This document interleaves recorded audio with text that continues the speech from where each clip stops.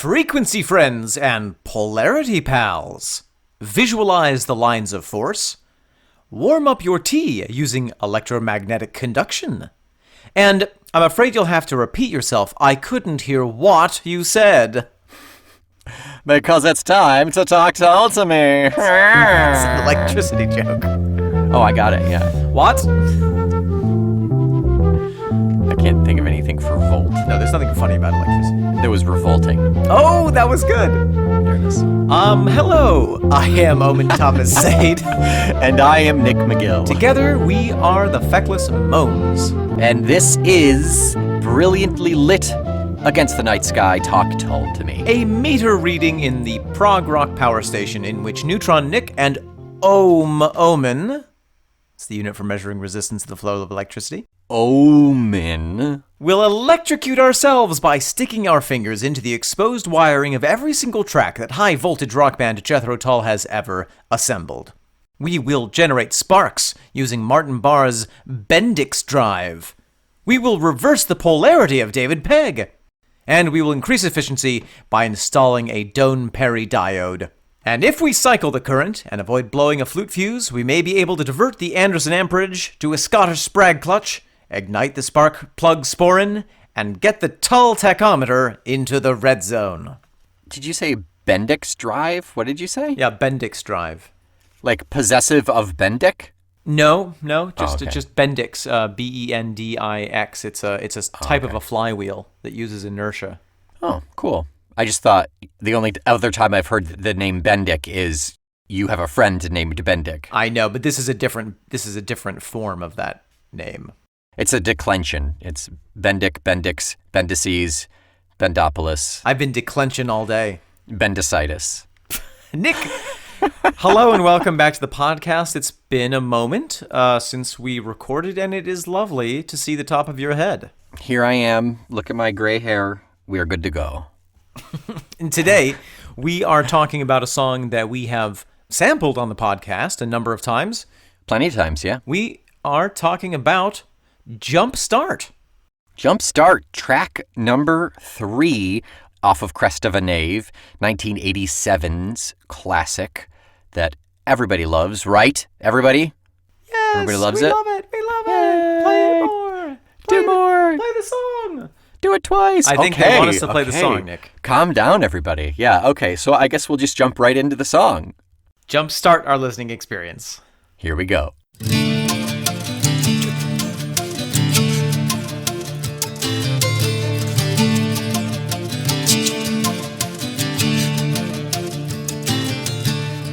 Nick, that was Jump Start. Goodness. Hook me up to a battery and I'm fully charged and ready to go. Actually, there are some pretty specific rules about hooking people up to batteries these days. Geneva Convention kind of poo-pooed that, didn't they? Yeah. They don't like anything fun. That song is spectacular. What a zipper. Yeah. It is a bop. It's a romp. It's a roll. Let's break it down. Time signature, any guesses? 4-4. Oh, you got it. You get a biscuit. Thank you. Ooh, sprinkles. It's a dog biscuit, but it still counts. If it's good for them, it's good for me. That's right. The thing that I love about this song is that it is representative of the album in some ways, in the sense that it jackknifes you between and sometimes contains both elements of hard and soft. Yeah. I think we're kind of seeing like a descent into some softer songs now at this point. And this one has both elements. I mean, particularly the next song, which is She Said She Was a Dancer. You know, it's super slow and soft and nice. Mm-hmm. But this one, you're right, does have those two aspects. It's kind of like bridging us into that. Oh, I love that. Yes, it's making a walkway. Yeah. A bridge almost, if you will, if you can imagine saying such a thing. I mean, I considered it. I considered it out loud. Right off the bat, we have that beautiful acoustic work. If Ian wasn't the frontman of a prog band, he could easily have just been a studio acoustic guitarist. He's that good. He's so darn good. It's such a treat to hear his acoustic. Especially at this point. Like, that is some incredible stuff. Should we just listen to it one more time, that intro? Definitely, yeah.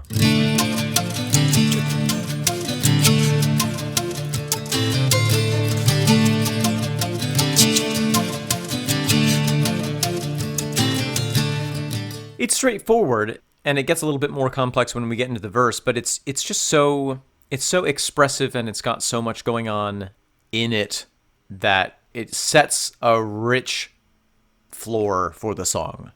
Yeah, there's a lot of character to it. It's not the plinky plucky that we're used to, particularly when it comes to Ian and his acoustic. It's very strummy, which is kind of more on the rare side, but it's still darn good. It's great. It's captivating. Even within the strums, he'll do chord, dum-ba-ba-dum. Oh, sure, yeah. He's walking it in between the chords and in several places where it's delightful. And then we have the flute at the same time. Mm-hmm. The flute, for me, the way that he's playing the flute in this song is pretty remarkable. What a good flute song. I feel like it's been some time since we've had such a fluteful song. It's so meaty and substantial. Yeah. And the specific technique that he's using to play the flute on this song is interesting because a lot of it is almost unvoiced. That's the wrong term to say, but he's using a lot of the percussive quality of the flute where he's creating a note, but what you hear is more the air than the note. Yeah. And he does get into the breathing with the voice as well at certain points too. Yes. Yeah, in some really soft moments, and it's fun. It's really refreshing to hear him really play with the flute again.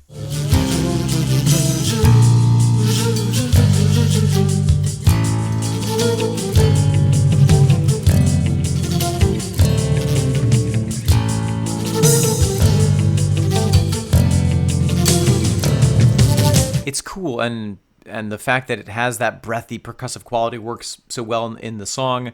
And then he brings it to that more melodious, more standard technique for the flute playing. I mean, the way you're taught to play the flute is to not hear any of the air going across. You just want to hear the tone. Right. And he's throwing that out the window with that.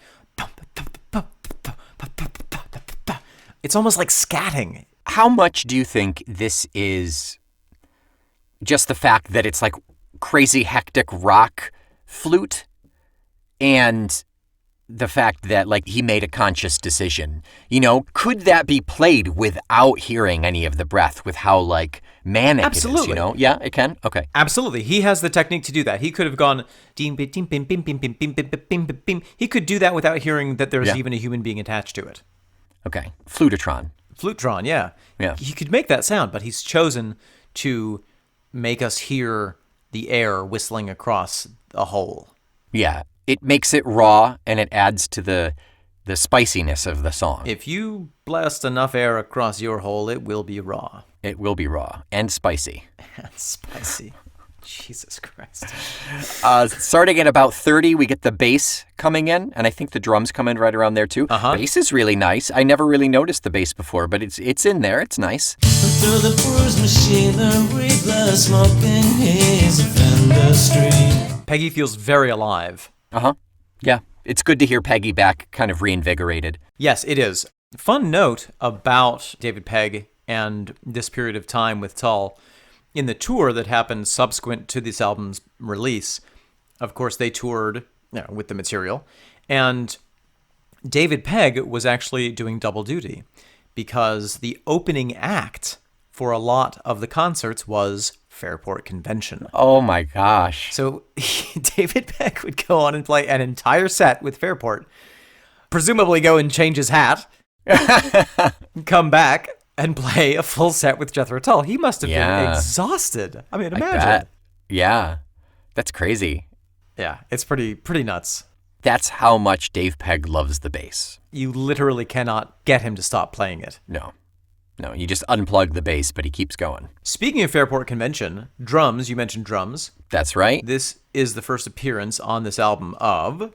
This is Jerry Conway. We had Drumatron number 1, Doan number 2. Now we've got Jerry, who will play the bulk of the tracks, the rest of the tracks. Yes. But yeah, this is our first instance. We had 1, 2, 3, which is nice. And he comes from a long pedigree of rock, folk background. He started out with Fotheringay in the 70s.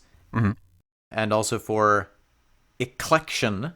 He also worked with Steel-Eyed Span, Cat Stevens in the backup band. Wow. Fairport Convention, Tull, obviously. He worked as a session musician in later years. Also played with Pentangle which is a band that he works in with his wife, who's the lead vocalist, Jackie McShee. Ian's voice in this, great. You'd never think he went through a bit of a scare with the old throat damage there.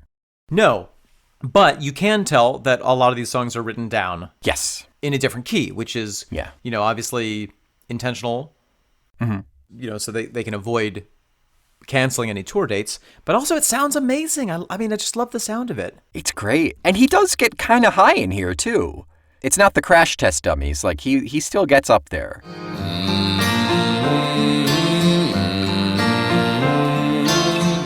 Martin is playing the guitar in several different ways. It's like when a chef produces scallop 4 ways. Guitar 4 ways. Guitar 4 ways. We have these brilliant slides. So at the end of one of the lines, we hear that that lovely slide up there. He's also playing a lot on the full, heavy metal, quote unquote, setting with the overdrive blasting. And apparently this is an album where Martin had more artistic license than other albums. He certainly had a last album.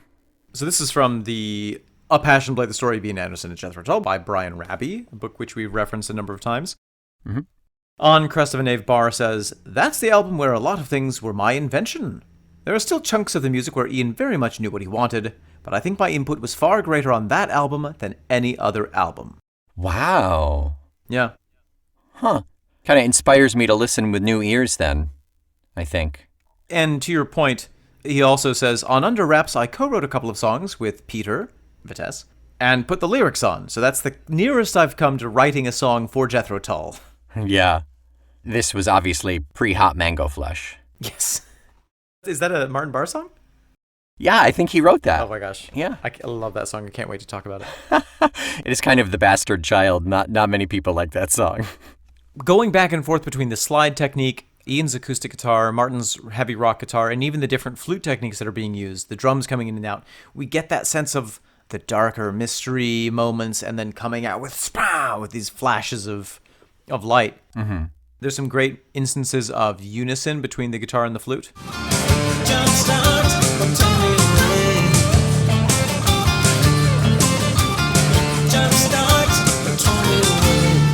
This is also a song where we get the woos, no? Yep, I've got that, and it's that last minute. It's after the slowdown, and it picks back up and just cycles through a couple of times. It's about a minute long. It's woo, woo, right? Woo, yeah, yeah. It's really fun. Fun. It's peppy. It's cute. Yeah.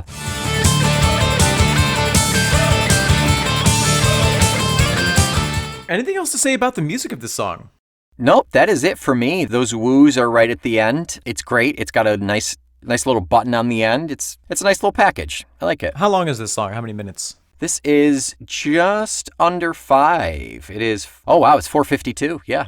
It really moves along. It does.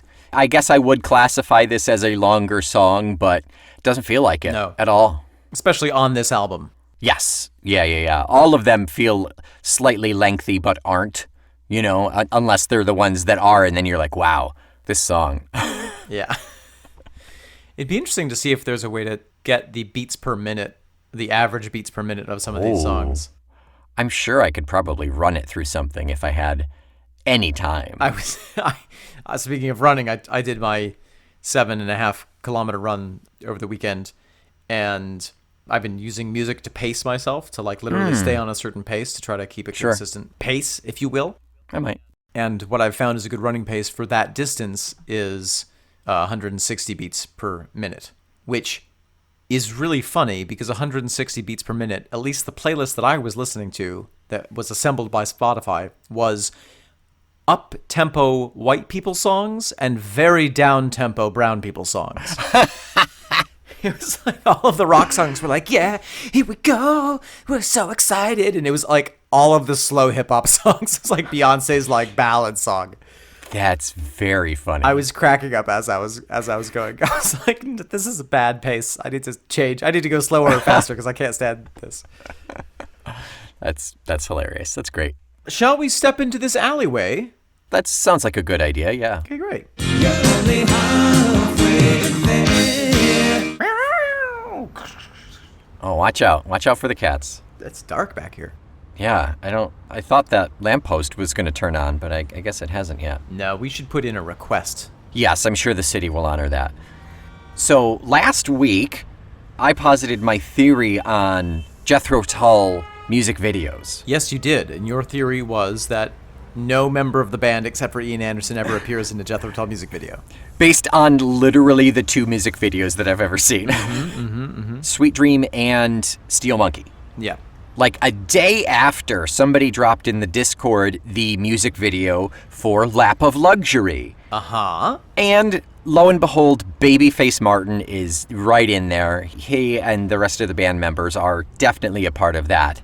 So my theory has been debunked. Great music video, by the way. I wish that we had seen it before we talked about the entire album, or at least that song, because it kind of recontextualizes that song in particular. It sort of casts Ian as a con man mobster type who's just recently gotten out of jail and is trying to find his way back into wealth by doing these illicit jobs. To get back into the lap of luxury. Yeah. Yep, wearing a wonderful double-breasted peak collar suit. I mean, you're all adults. You know how to find things on YouTube, but I will put that link in the show notes if you want to check that out. Absolutely. Speaking of the visual format, I found a wonderful little quote from Ian, from the same book. A Passion Play, the story of Ian Anderson and Jethro Tull by Brian Raby. Sit down, children. Johnny, get your fingers out of Billy. This is from an interview. Brian writes, at the suggestion of branching out into video with these sorts of visions in mind, it was a reference to kind of a mental image that Ian had, he responded, it's not the sort of area in which an artist would have tangible, direct control of what is going on. I can go into the studio with my equipment, and I don't need an engineer, producer, or tape operator. Just me. The tape recorder and the equipment in between. I can operate that while sitting in front of a microphone playing an instrument. It only takes one hand. What I can't do is be in front of and behind a camera at the same time. The old arms are not that long, and the equipment is not yet designed to be programmable and operable so that the operator is also the performer. It's possible that in a few years we might have some programmable cameras which would pan and focus to a pre-programmed plan so that one could actually be in front of the camera and let the camera do all the work you programmed into it earlier. That may come about, but I think by the time it does, I will be far too ugly to want to appear on video. I mean, I love that quote so much because it's such an insight into the way that Ian thinks about recording.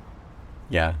And humanity. And humanity. I mean, the idea that, yes, and now we do have those cameras. Yeah. Those things exist. You can tell the camera. I mean, it's not by pre-programming it. It's by saying, here's the face that I want you to look at. Follow the face.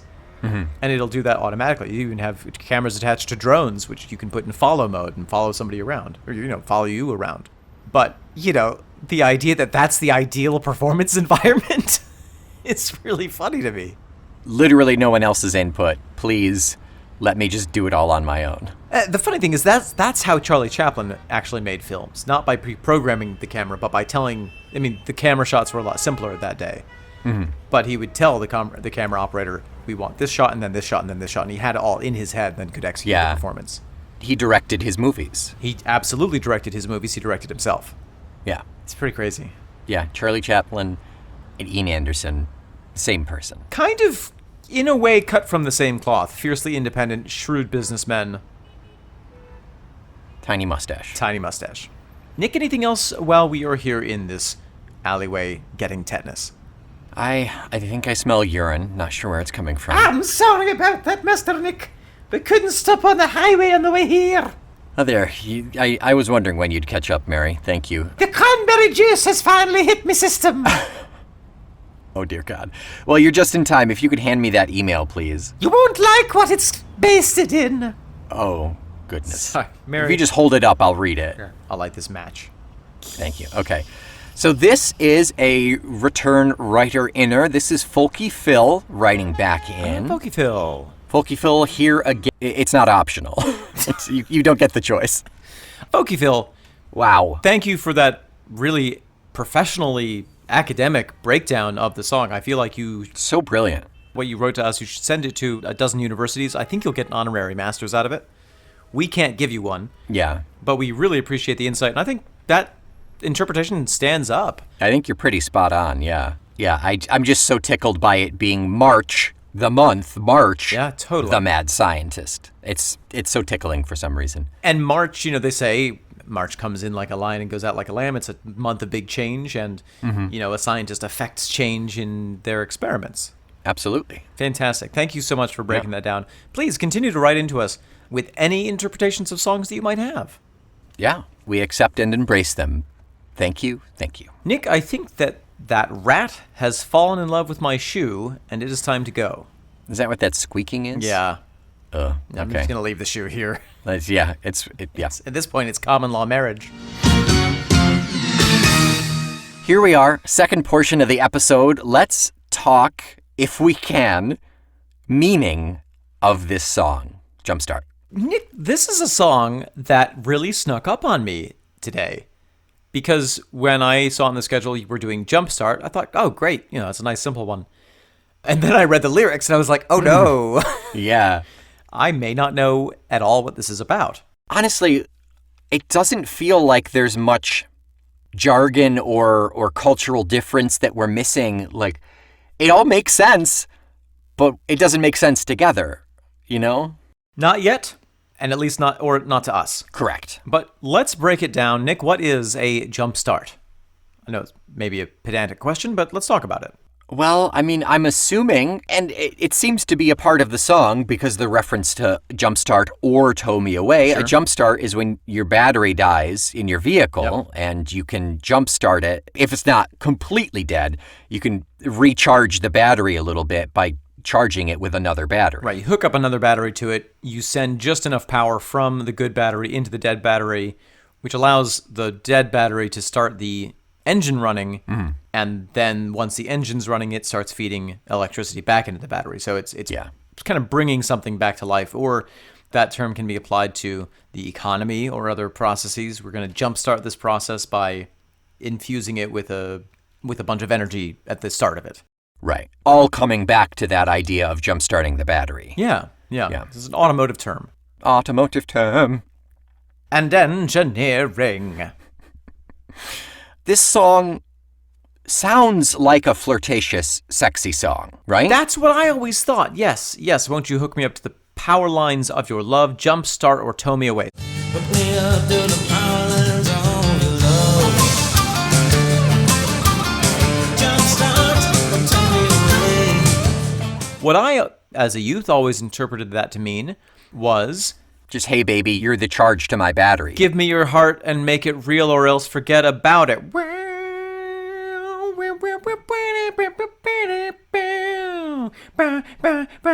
That's the guitar on it. Oh, yes, Rob Thomas and Santana. Yeah.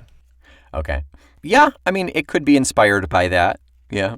I mean, that was always my interpretation. It was a love song saying, either let's do this or I'm dead. Tow me away into the junkyard of this relationship. The song is Smooth by Santana, featuring Rob Thomas, for the record. Very good. Thank you. Yes, that's what I'm here for. Yeah, but, I mean, there's...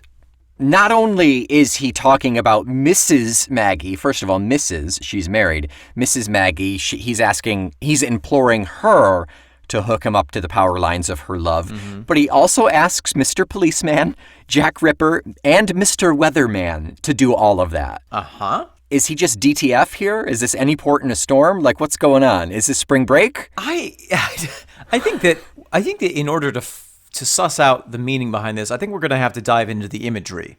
Okay. So let's try to get our setting first.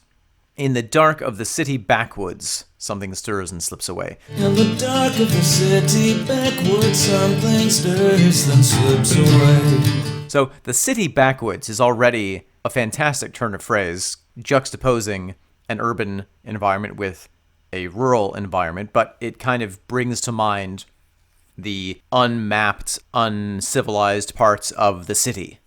Yeah, it also smacks of like a concrete jungle. Right. Yeah. Law and order in darkest Knightsbridge Crime and Punishment at play.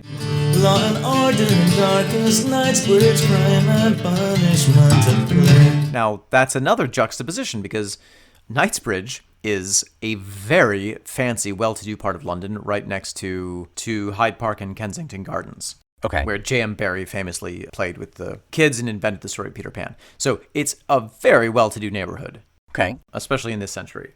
So darkest Knightsbridge is a bit of a contradiction. Just because even though it's dark, like it's still safe? Yeah, it's also, probably literally well lit. Yeah, right. So we have City Backwoods, darkest Knightsbridge. We have bruised machinery, which is another impossible term. You cannot bruise machinery because it's not flesh. And yet we have this bruised machinery. And the smoking haze of industry. Through the bruised machinery, the smoking haze of industry. That's almost the most direct phrase so far. Yeah. What is bruised machinery? What is that? Just like used, beat up? I interpret it that, in my mind, what that creates is an image of a kind of the machinery of a city or the machinery of an entire industrial complex humanized or anthropomorphized. Oh. Taking on a sense of a character and, yes, beat up and run down. Yeah, okay. So we have this setting of juxtaposed urban environment that is also infused with this sense of more organic life. But it's all very kind of dark and run down. Mm-hmm. And in this environment, we see our characters so far are the narrator, because it is first person. We have Mr. Policeman, and we have Mrs. Maggie. And presumably Mrs. Maggie is at home. It's his Mrs. Maggie, because he says another day with ball and chain. Presumably not Mrs. Maggie. The ball and chain I'm thinking is like the job. Okay. I do my time and then... Oh, I see that smile. I know what you're saying. Okay, so he spends time with the wife, then he leaves and goes to see Mrs. Maggie? Another day with ball and chain, I do my time and home again. Yeah, Mrs. Maggie, won't you come on over? Put me up to the power lines on your love. I was not thinking that. I think you were on the right track. Okay. I think another day with ball and chain is his time in the work mines, right. in okay. the hamburger mines. And then home again. I think Mrs. Maggie might be Margaret Thatcher. Oh. Because that fits more into the list of characters that we have, rather than random married fling. We have a policeman. You're right. I think we've done it, Nick. I think this is it. We have crime and punishment. Yeah. Law and order. Okay. A policeman. Yep. We have the haze of industry and bruised machinery and work and labor paired with Mrs. Maggie. Yep. A.k.a. Maggie Thatcher. Yep. Love it. Who should I blame? The soldiers, the priest, the officers? Who's left to make the most from least? Oh, should I blame the officers or maybe I should blame the priest? Should I blame the poor foot soldiers left to make the most from least? And then references Jack the Ripper. Hey, Jack the Ripper, won't you come on over? Put me up to the power lines on your love. That almost feels like if politics isn't going to sort it out, if economics isn't going to sort it out, if law and order isn't going to sort it out, we may as well just die. Yeah, right. Resort to a serial killer. Right? Yeah. And then in the end, I think is the last verse is where it gets really interesting. You can blame the newsman talking at you on the satellite TV. If you're fighting for your shipyards, you might as well just blame the sea. You can blame the newsman talking at you on the satellite TV. If you're fighting for your shipyards, you might as well just blame the sea. Hey, Mr. Weatherman, come on over. Ooh, that's fascinating. I think he's suggesting don't kill the messenger. If you're in a position where you're worried about the weather destroying something, like your shipyards.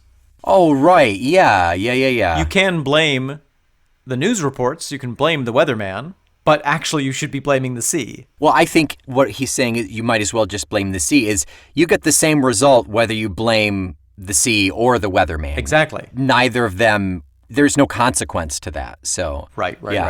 And if you're fighting for your shipyards, is that just like concern for the ships in a bad storm. Yeah, I mean, a shipyards is where you build ships. So... Oh, yeah. So is it more like a union thing tying back to Maggie, almost? I think that this is a lot of stuff tied to economics, laborers, the rights of laborers. I mean, obviously, we're really just throwing darts at a donkey. I'm not allowed back at the petting zoo, Nick. No donkeys were harmed in the making of this episode, because we missed every single time. Got terrible aim. I'm really just trying to break down the themes that are present, just trying to tease those out to see if that can reveal anything. So that's my best guess, is that those are the themes that we're playing with. And then there is an appeal to each of these figures to either fix my life, jumpstart, or let me die. Don't let me keep suffering in this in-between space. Right. It's the power lines of your love, though. Is it a plea for compassion? Is that the love that he's going for? It could be. Although, if you're trying to get compassion out of a policeman, you might better get cheese from a brick. But I think that's the point. Right. He is making this plea to, much like blaming the weatherman or the sea, you can put these pleas out to the policeman or to Maggie or Jack the Ripper, a historical figure. And it's falling on deaf ears. In fact, it's probably falling on malicious ears. Yeah, that's true. So you're suggesting that it's almost a Jesus turn the other cheek situation. Like, hey, I know you're not going to, but please give me some love. Yeah, I could use it. And if you don't, just end it. I don't know, put me in jail or yeah, I don't know. I think that Jumpstart or Turn Me Away is, I think that it is that sense of do something positive for me, or put me out of my misery. Right. Yeah. So I suppose that love is more, from what I can figure out, from what I interpret, is that love is like a compassion love, which we don't really hear much of from Ian. Another thought is that it's satirical or in jest. Hook me up with the power lines of your love. Right. How does a policeman love the people that they interact with? How does Margaret Thatcher love the people that her policies affect? Oh, their definitions of love. Yeah. It also reminds me of, there's a satirical song by the Clancy Brothers, or I know it from the Clancy Brothers at least. They're an Irish singing group. And the song is all about Dear Mother England. This is during the time when, England had essentially colonized Ireland.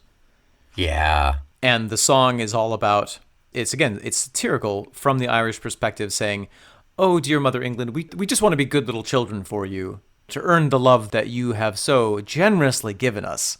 Is it God Bless England, probably? Oh, yeah. Yeah. I think we have referenced this before. I think you have brought this up before. No, the whole business of Irish nationalism can get very serious if you're not careful.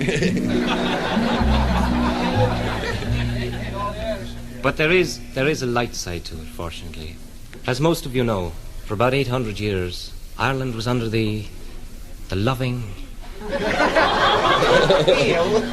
and tender care of the British Empire. And for this, needless to say, we're very, very grateful. We like occasionally to sing a song of gratitude. It's called God Bless England. Oh, I'll tell you a tale of peace and love, whack for the diddle on the dido-day, of the land that rules all lands above, whack for the diddle on the dido-day. May peace and plenty be her share, who kept our homes from want and care.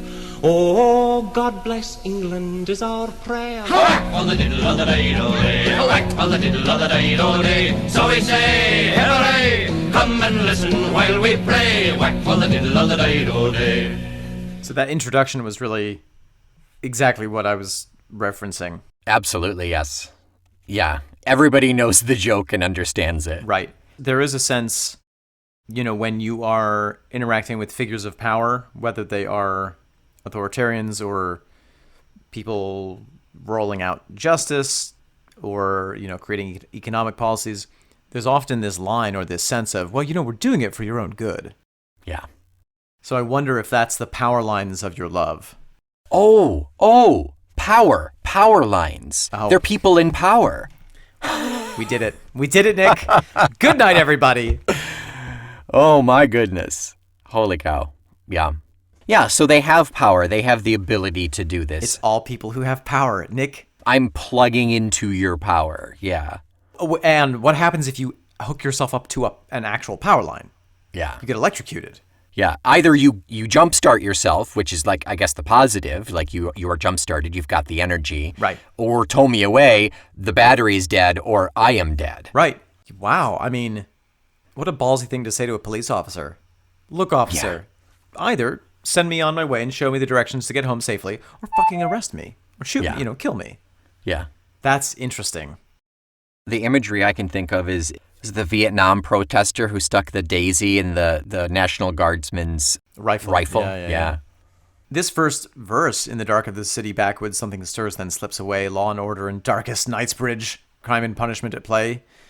Mr. Policeman, won't you come on over? It reminds me of an incident that a run-in with the police that I had in Brooklyn. Very safe neighborhood in Brooklyn. I was living there. And at the time, I was kind of a gentleman boarder at a family's house. And I had free reign to come and go as I pleased, but, I just lived in a room upstairs. And one night, I was coming back from a birthday party of a friend of mine quite late. And needless to say, quite inebriated. Okay, there you go. Yep. And as I was stumbling my way across the street, I saw an interesting fig tree that I wanted to go check out. So I kind of wandered up this way and looked at that, and then I wandered back down the street and finally made my way onto the block where I was living. And all of a sudden, there was this really bright light in my face. Somebody had a high-powered flashlight and just stepped out from behind a car and clicked it on and stuck it right in my face. And I kind of stumbled back, and suddenly there were two police officers who were questioning me. And they were like, where are you headed? Where are you coming from? What are you doing in this neighborhood? And I was like, whoa. I live here. Yeah, why does it matter? Yeah, I was like, I live right over there. And they're like, well, we need to see your ID. I was like, oh, yeah, of course. I gave them my ID.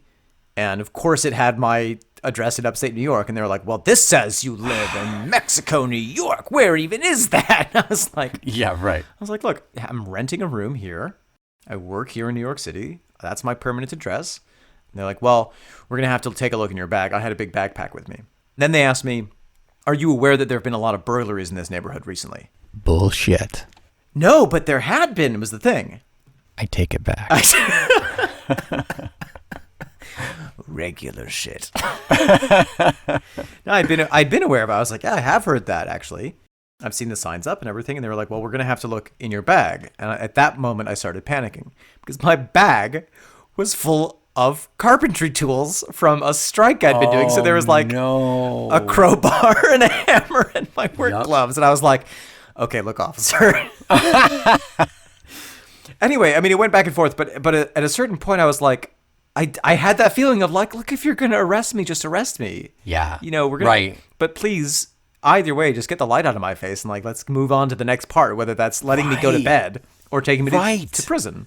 Yeah. Ruin the economy or give me money. Yeah. Let me have a working job or let us all just die. Yeah. Don't have us living in poverty while also giving us the false hope of saying everything's going to get better. Yeah. We did it. We did it. We did it. It might be wrong, but we came up with an interpretation. Sure, we'll get an email. Wow. It's just wow. Like going from the cognitive dissonance of going from like, oh, this is a love song and like not really paying attention to lyrics to like breaking it down like this. Whew. What an eye opener. I've got a lot of Velvet Mondegreens in here. Oh, yeah? Is it a bear? Is he shaking his hair? Is it Velvet Mondegreen? Should I blame the poor foot soldier? I'd always heard that as, should I blame the 4-foot soldier? As in a soldier who's 4 feet tall? Or who has 4 feet. Or who has, a quadruped soldier. Yeah. They can go twice as fast. I'd also always heard, if you're fighting for your ship. Oh. Which kind of was like, oh yeah, like if you're a sea captain or a pirate. Right, yeah, exactly. Those are my 2 Velvet Mondegreens. I guess the last thing I want to talk about is, Yeah. should I blame the officers or should I blame the priest? Should I blame the poor foot soldier who's left to make the most from least? These people clearly have it better off than I do. Where I live is kind of shitty, but officers in the army or officers in the police probably have it fairly decent. Priests have respect and have it decent. And the foot soldier, it's the idea of leaving your terrible life here and going to do something else. Even just to get out of this place, war is better than this place. Right. I mean, the poor foot soldier I definitely see as someone who both has power because he has a weapon, Right. but also is the lowest rank A grunt, yeah. and is, like you said, it's somebody who is a victim of this system, somebody who can only pay for their way out with their life, essentially.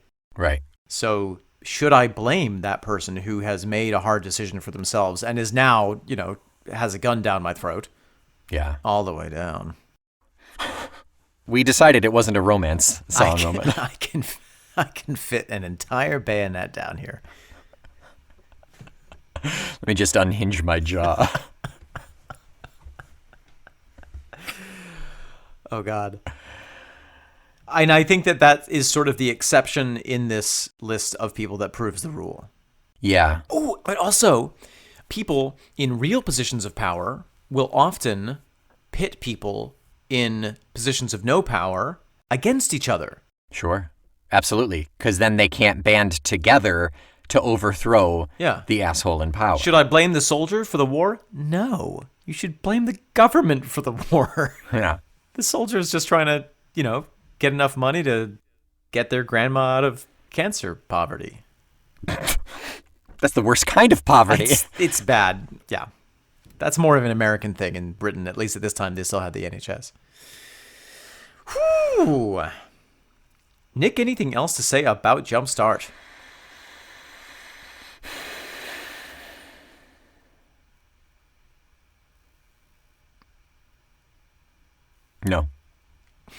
No. Thank you for giving that a lot of consideration. Really, really needed to make sure I didn't. No, it's really eye-opening. It's not as fun and silly a song as I've grown up expecting it to be or interpreting it as. But I do love it. I mean, I love this interpretation of it. I think that you realizing that power lines were literally power lines. Lines of power, yeah. Like social and political power. I think that was one of your most brilliant moments on this earth. I appreciate that. I think I've only ever had one other epiphany that just floored us, and I'll take it. If it's once every 2 years, I'll take it. That revelation is going to go on the top of my Yule tree as the star. Just power lines. Yeah. Live power lines, yeah. Yeah, that tree is incinerated. Water it daily.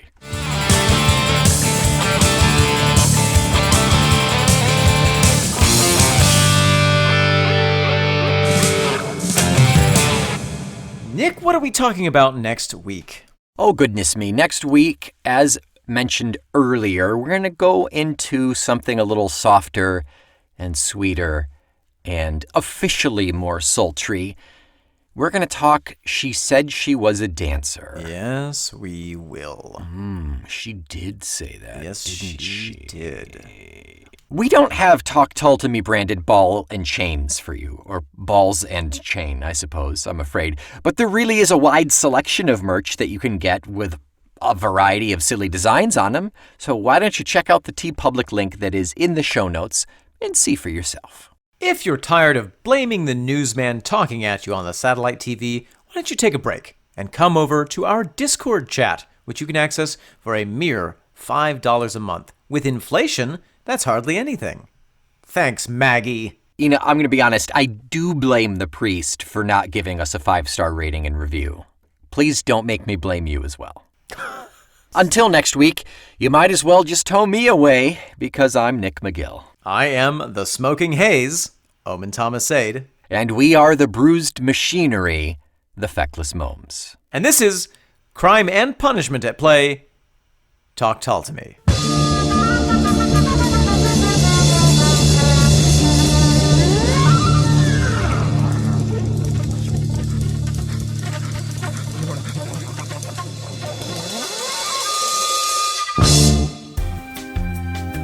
Welcome back to Channel 4 News. It is now your weather break, and we are going to kick it over to meteorologist Ben McKinley. Ben, what are you seeing on the weather forecast for tonight?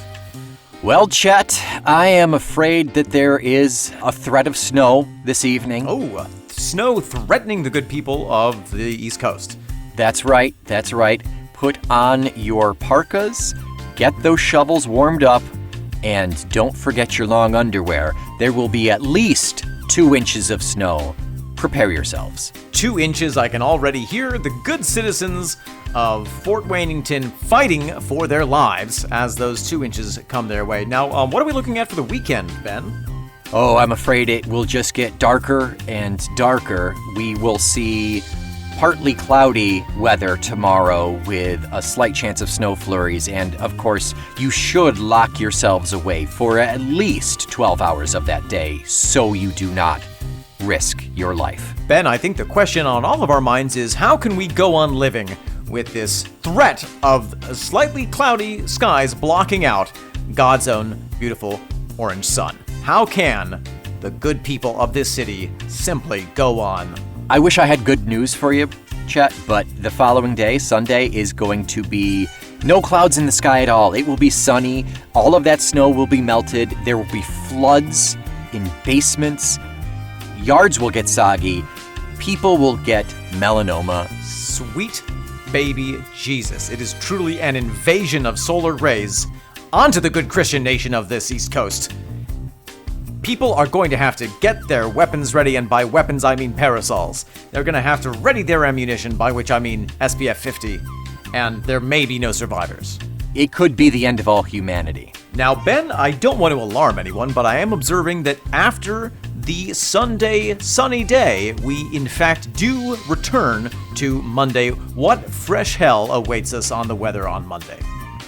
Well, it's basically as if the theory of the dinosaurs' extinction were all rolled into one. We will have cataclysmic volcanic snow raining down upon us, meteors of snowflakes in conjunction with that volcano.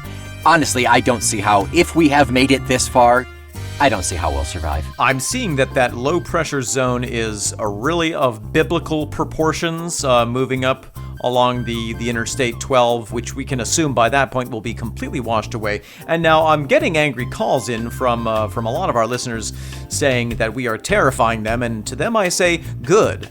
You should be terrified, not of us. Be aware, but don't blame me. I am just a weatherman. Don't blame the weatherman. He does not, in fact, create the weather.